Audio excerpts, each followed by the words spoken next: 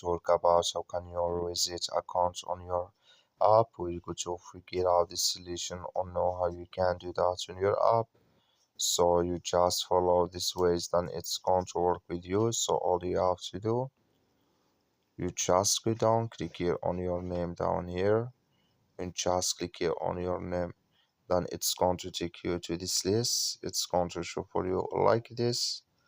You click here on settings here.